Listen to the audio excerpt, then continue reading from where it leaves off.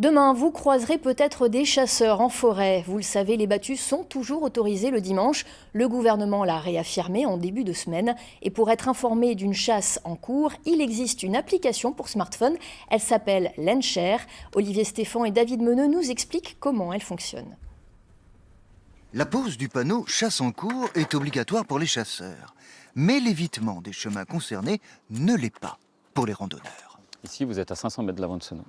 Donc très fréquenté. Très fréquenté. C'est un beau territoire.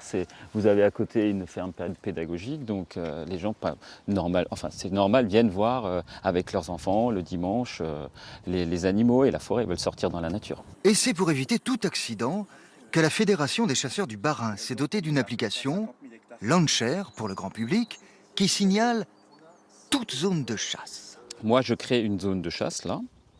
Donc une fois que la zone de chasse est créée, j'active la battue. Et donc vous, avec votre application, votre téléphone vous signalera votre position par rapport à la battue. Alors c'est immédiat. Ah oui, c'est immédiat. Côté randonneur... Alors, est-ce que vous connaissez ça? Regardez, cette application, hop, j'appuie ici, hop, et regardez, ça vous montre toutes les zones de battue de chasse qui existent. Ah oui, ça c'est sympa, ouais, ça c'est bien de nous prévenir. À peine nommé, déjà téléchargé. Lenshare. S. H-A-R-E. D'accord, plutôt que d'avoir peur. Bon, c'est très très bien, merci. L'application gratuite s'attrape sur les banques d'applications ou sur le flashcode posé sur les panneaux. Pour la Fédération de chasse, c'est un investissement de 8 000 €. 100 des territoires de chasse du Bas-Rhin sont déjà volontaires pour utiliser l'application et communiquer ainsi avec les non-chasseurs.